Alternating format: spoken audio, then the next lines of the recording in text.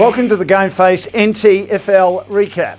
We're recapping the games across the Premier Division in round 2 in the Northern Territory Football League, and there were a couple of impressive matches making for great watching.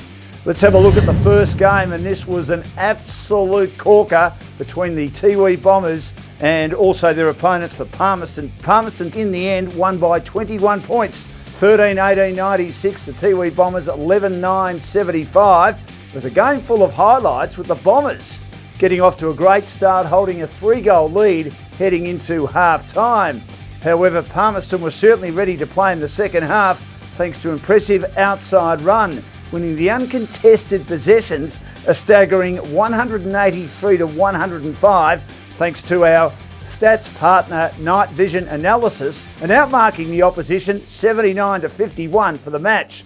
Now for the Magpies, in helping them get over the line, Rudy Riddick was very impressive indeed. He had a day out, 28 disposals, 13 marks, 9 inside 50s, 2 goals and 3 score assists. And Stafford excelled up forward, booting 6 goals. The Bombers should be very impressed with both Kim Cantilla, a very famous name in footy, and Anthony Munkara, both finishing with 5 goals and doing most of their damage in the first half. Second match to look at in the NTFL for round 2 for this season involved last year's runners-up and the most successful team in Premier Division in St Mary's Saints. They took on Wanderers Eagles and won comfortably, 13-14-92 to 6-8-44. It was a tight first quarter between the sides and the scores were level at 14 points apiece at quarter time, but then St Mary's got on a roll. They dominated, kicking 7 goals to 2, putting the foot on the accelerator, and they ran out 48-point winners, winning both the inside 50s and the disposal count. Nathan Paredes was magnificent for the Saints with 29 disposals, 4 clearances, 4 inside 50s and 3 goals, and has to be, even though we're only 2 rounds into the season, is an early contender for the Nichols medal. Now, Nick Yarran also played well for St Mary's at 22 touches, dominating at ground level.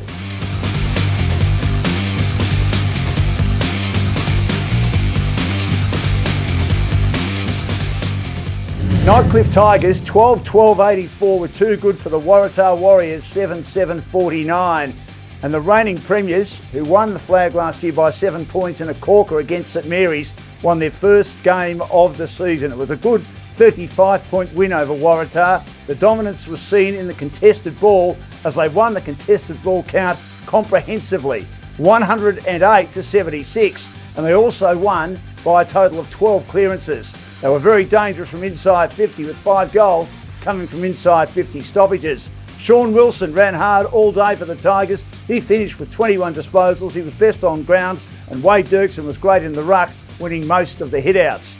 In regard to the Waratah team, Robbie Turnbull, well known in the NTFL circles, playing for Mount Eliza, was superb. He had 19 possessions and was certainly the best player for the Warriors in that match. And we were fortunate enough to catch up with him this week. Well, it's wonderful to catch up with one of our favourites on GameFace, who had a terrific career with the Mount Eliza Football Club in the NTFL and has just played in the Premiership in Cairns, but he wants to keep playing footy all year round. And that is Robbie Turnbull, who's captain of the Waratah Football Club in the NT Football League. Robbie, great to catch up. First question I'll ask is you're wearing a singlet. I'm still in a long sleeve shirt down here in Melbourne. How hot is it?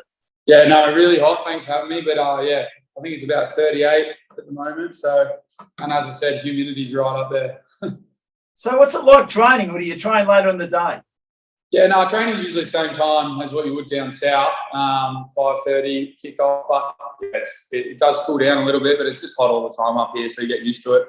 How's the season been so far? 2 rounds in? Started off with, we had a win against Palmerston and then lost on the weekend to Nightcliff. They're the reigning Prem. So, yeah, looking to try and get a couple extra wins in the next few weeks, hopefully, and get the season really, starting off. It's a bit of a raffle at the start to see who's come up from down south and who's got who up here and things like that. Well, you've been playing footy all year round. Have you had a chance to have a break after you played in the Premiership team in the Cairns comp before this season started? 11 days. So I think, yeah, not a whole heap between Silly Sunday and then getting back into this season. But, yeah, I was able to have breaks throughout the Cairns season, which was nice, have a few weeks off, few buys. So how's the body? I mean, you're playing all year round. You're confident you'll get through okay? S&C is kind of my job for work. So, Yeah. I mean, we've got the GPS units up here as well. So monitoring load and things like that has been okay. Definitely a few niggles that go from season to season. But so far, so good. You probably ask me in 10 weeks' time when it's, wet and muddy and really, really hot up here. So see how we go. I'll look after myself. How will you cope with that? I mean, we see when the AFL players, I know they come up during your summer and play their matches. And, of course, we haven't had too many in recent times.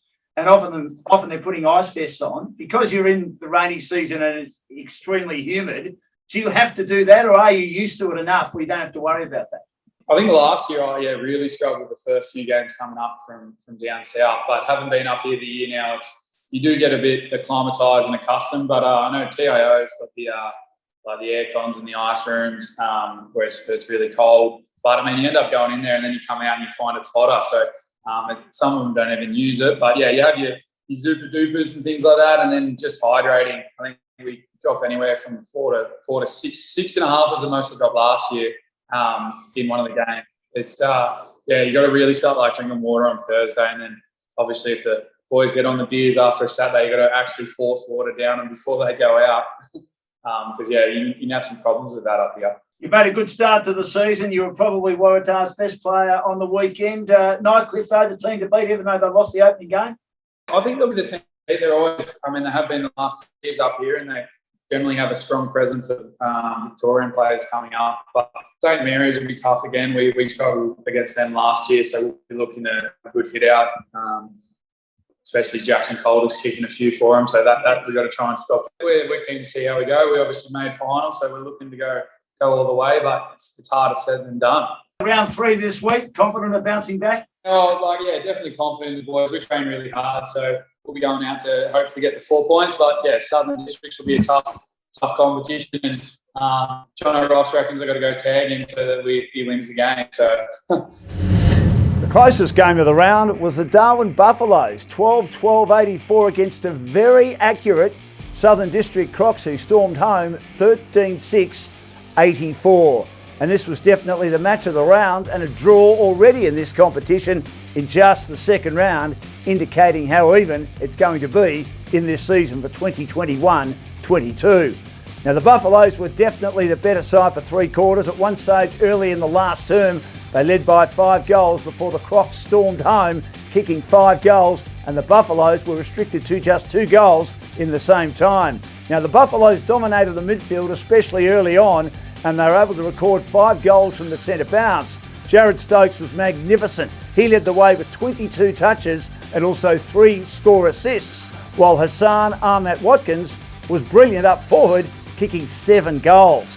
Now, the Crocs were able to play with more freedom in the final term, basically having nothing to lose to get back into the game. They had uncontested possessions galore. They dominated that disposal and that stat thanks to night vision analysis. And that was a magnificent performance led by Michael Bowden. He played with incredible efficiency by hand and also by foot. Looking at the ladder after 2 rounds, only one undefeated side. Last year's runners-up, St Mary's, always around the top of the table, and they've won 2 games so far. Darwin Buffaloes also undefeated, but 1 win and a draw. Then Waratah have had 1 win and a draw. Nightcliff Tigers, the reigning premiers, opening their account on the weekend, also on 4 points. And in 5th position, Wanderers on 4 points, and then Palmerston behind them, just separated on percentage on 4 points. Southern Districts have a draw, 2 points, and the Tiwi Bombers on the bottom of the table, but there's a long, long way to go. Looking ahead to round 3 of the Northern Territory Football League this weekend, and St Mary's top of the table, the only team that have had 2 wins so far. They take on the only side without a win. It'll be exciting though against the Tiwi Bombers. Southern Districts, who opened their account with a draw last week, play Waratah, so it's the Crocs up against the Warriors. The Wanderers meet Nightcliff, and Darwin, the Buffaloes, who gave up a 5-goal lead in the last quarter to have a draw, they meet Palmerston. Enjoy your footy in the NTFL this week. Get your GameFace on.